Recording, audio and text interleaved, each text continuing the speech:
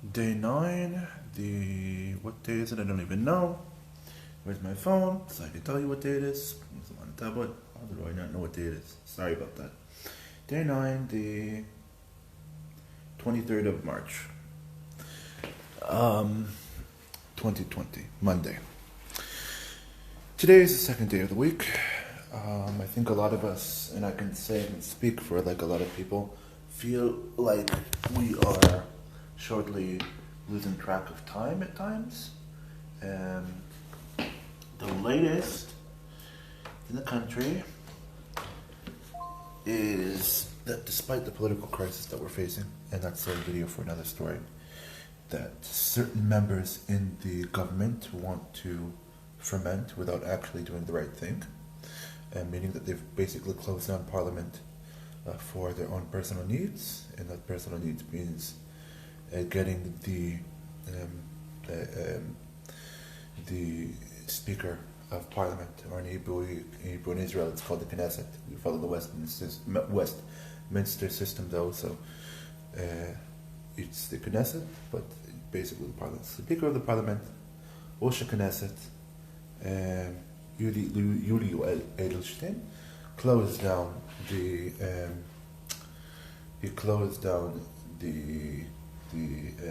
Knesset, and he would have been replaced if they were allowed to take a vote. They felt that it was totally a disgrace and a thing against democracy, because also Netanyahu's trial was moved by the justice minister on like Sunday or Monday of last week when it was supposed to start. They moved it until May. So those two things were put together were thought of as like against democracy. So that's basically one thing. Basically, the Supreme Court here in Israel told the head of the Knesset that you have to give us an answer why you are not allowing a vote, and you have to agree to a vote by 5 p.m. today. 5 p.m. has already passed. It's like 10:30, I think, here already. He asked for a little bit of a delay, so they gave him until 9, and then he had the audacity to say, I will not answer to these kind of foolish things. I do not answer to that.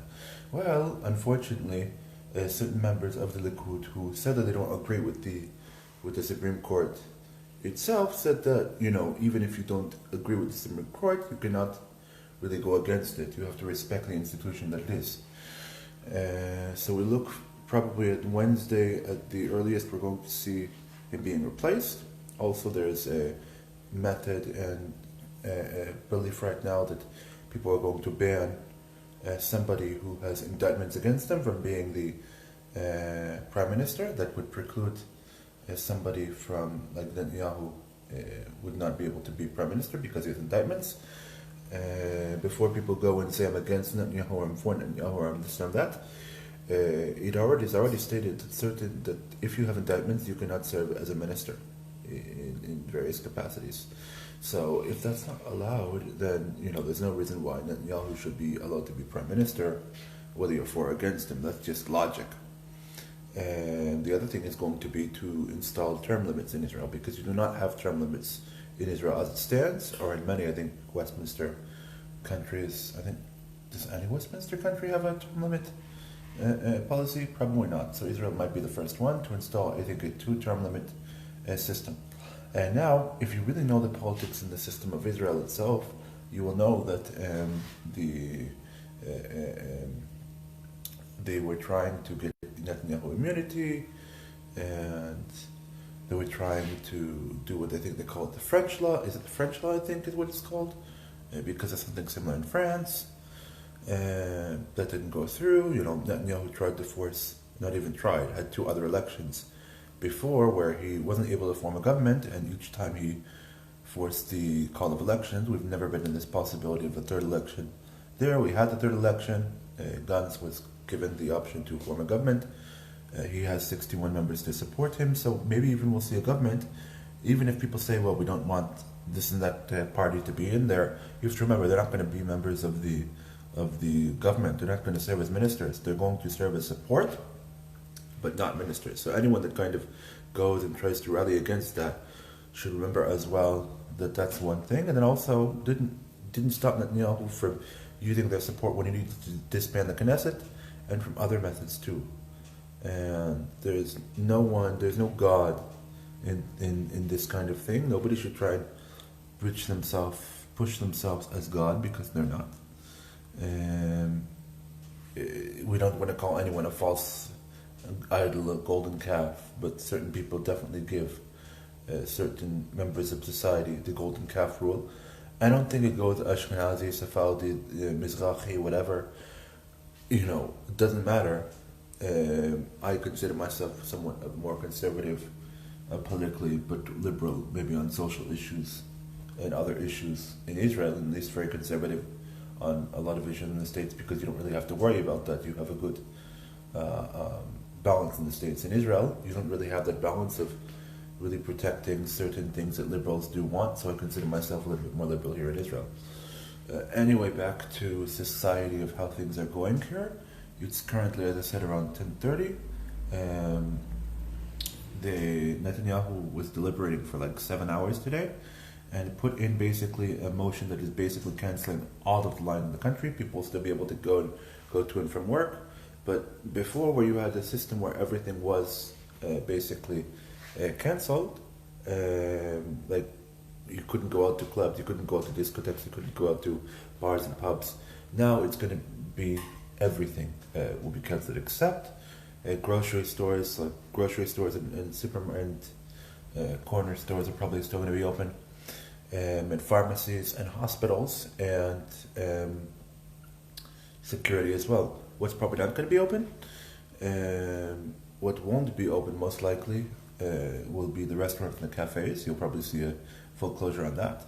Which will also probably see a full closure on our gas station, which probably they will keep gas stations open, but you won't have the inside like mini mart like store open. And banks are probably not going to be open. Probably be able to go and withdraw your money. That's still going to have to work, but you won't be able to make an appointment in your bank and go into a branch, because previously those were open. So we'll see how things go. They're probably going to, I heard not even probably going to, they're probably going to bring out the army and the police. They've already brought out the police, and I have not seen army people, but they brought out the police to enforce these measures, because they already announced them to some sort of basically the keeping social distance and not going out and doing leisurely things this weekend. And even before, like it was done, I think, not even middle, was it? The beginning, I'm losing track of time. I think these were announced actually last week, like Sunday, that this thing was going to start. And now even this weekend, because it's Monday, so not last Sunday, but the Sunday before that, it was announced it was going to start.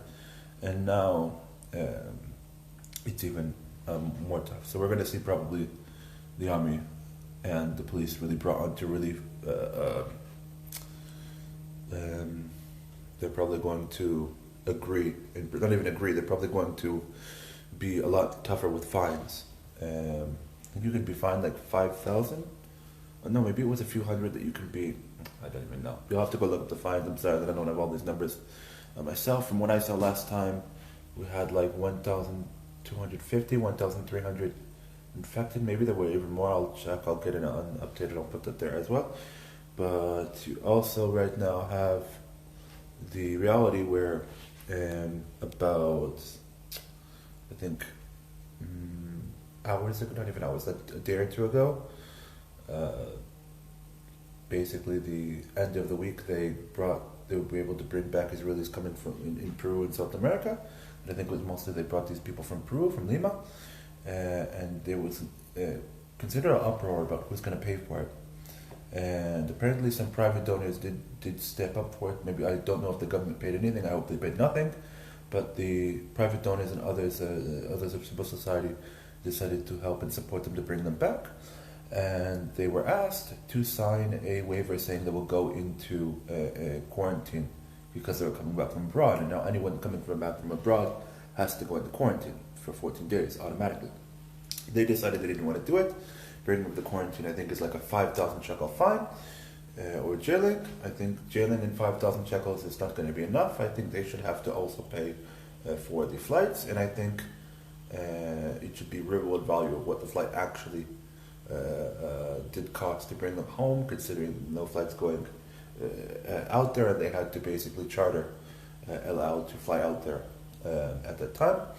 And I also really truly believe that if you're going to break these things, you should really have to be forced to a punishment, which is not going to be money, 5,000, or just really given a slap on the wrist.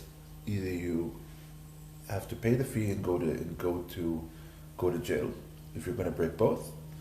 If you're going to break these regulations, and if you're going to be brought from abroad, you should be forced to sign before you come on the plane, not after. What does that mean in anything? If people want to basically pay for themselves and fly themselves back to Israel at their own cost, great. If the government and others are going to help you and you refuse to do what is required by the law, then you should definitely not be brought back in the country. You should be forced to stay wherever you are.